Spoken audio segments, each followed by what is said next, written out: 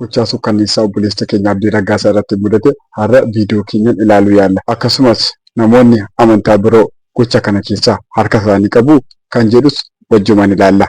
Kanaafuu hanga xumura qophii keenyatti nu wajjin tura. Namoonni yuutuubii kanaaf haaraa taatan laayik, sabskiraayib gochuu akka hin irraanfanne.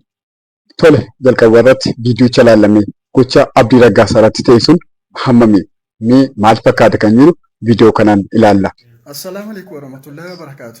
Uummanni Islaamaa bakka jirtaniiti obboleessa koo baay'ee ulfaata gocha akkasii dhala namaa irratti ta'a jedhamee yaadamu ture. Dafaatiin af qaqqaba qaamni mucaa kana miidhees immoo seeratti akka nu dhiyaatu tareeffadhaati uummanni lafa jirtaniiti dafaan. Kun akkuma agartanii dhagaa amma obboleessi isaa bifa kana fakkaatuun viidiyoo kana gama TikTok irratti gad lakkisee ture. Achii booddee miidiyaa kana luka tokkoon dhaabee ture wanti kun. Haaluma kanaan gaafa viidiyoo kana irratti wanta gochaa isarratti raawwate kana gaafa ilaallu baay'ee suukkanneessaadha. Dhalli namaa dhala namaa irratti akkas gochuu hin danda'a kan jiru baay'ee wanta namatti ulfaatudha. Qaama isaa irratti miidhaan isarra ga'e. Kana Rabbimti hunda keenya haa baraaru jedha. Mee gama biraatiin immoo gochaan kun namoota qaama biraa yookiin immoo amantoota gama biraatu itti raawwachiise kan jedhus gaaffii guddaadha. Yookaan namoonni baay'ee wanta kana irratti gama sooshaal miidiyaa kanaanii wal mormaa yookaan yaada baay'ee barreessaa turan. Iskii ani immoo viidiyoo tokko isiniif qabadhee dhufe. Viidiyoo kana seeraan ilaalaa. ስለ ወንድማችን አብዲ ብዙ ነገራቶች ፖስት እየተደረጉ ስለሆነ ሙስሊም ወንድሞች ተረጋጉ ኢንሻአላህ ያለውን ነገር ትንሽ ላካፍላችሁ። አንደኛ ከእምነት ጋር መያያዝ አይደለም። ሁለተኛ የተደፋበት ነገር ደግሞ አሲድ ሳይሆን ዘይት ነው። የሞቀ ዘይት ብዙ ሰው የሮባዬ ነሞኒ ባዬ ዘይት አሲድ ወጨቱን ከሩ ዘይት ይደዳማል። ደውለን ከሱ ጋር ያሉ ሰዎች ጋር ደውለን ነገራቶቹን ልናጣራ ሞክረናል። ያሉትን ቀሪዎች ደግሞ ምን እንደሆነ ቀስ ብለን እናንተ እናሳውቃችኋለን። ያም ሆኖ ግን አሁን ይህ ነገር ያደረገው አካል ከጀርባው ምን አለ የሚለው ነገር ደግሞ እንግዲህ ህግ አጣርቶ እኛም ደግሞ ያለውን ነገር አጣርተን ወደ እናንተ እናደርስ ይሆናል።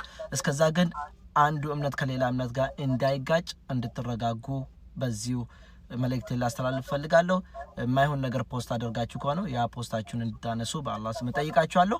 ከበጀምታ ተፈብሎ ወንኬኛ ሙስሊሞታ ዋን ብለሰ ኬኛ አብዲ ዋይ አመንቲዳ ወልቀበቱ ሚቲ ድንገት ወንተ ከነ ከራወቴ ነምንሱን to'annoo seeraa jala ooleera waan ta'eef akka garee shahaadaatti akka afaan waraan dubbataa jiran waan kana adda baafachuu yaalletti jechuudha. Waan kun waan amantii faana wal qabatu miti.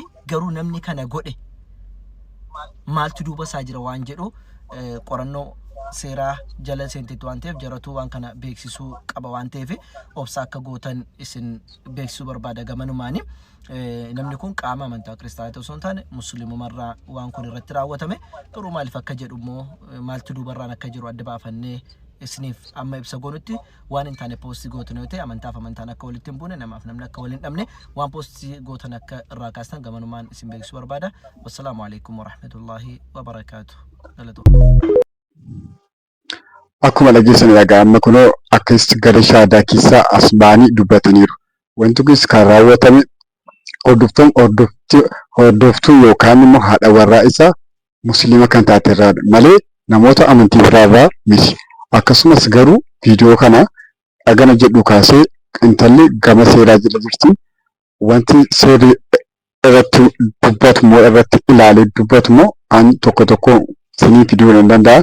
Garuu wanti beeku qabdan intalli kun yookaan haati warraan isaa kuni eenyutu dudduuba ishee jira yookaan immoo ishee mataa isheetu akkasu godhe kan jedhu kan adda baasu qaama seeraadha. Hamma qaamni seeraa as bahee hin dubbannetti qaama seeraarraa as bahee hin dubbannetti namni beeku tokko hin jiru. Kanaafuu hordoftoonni amantii biraa wajjin namoonni tokko tokko walitti naqu yookaan walitti buusuudhaaf poostii adda addaa poostii gochaa turan. Kanaafuu namoonni akkasii irraa of qusatanii viidiyoon kun immoo akka namoota baay'ee bukkee ga'uu fi yuutuubii kana sabskiraayib laayik akka gootan kabajaan isin gaafadha.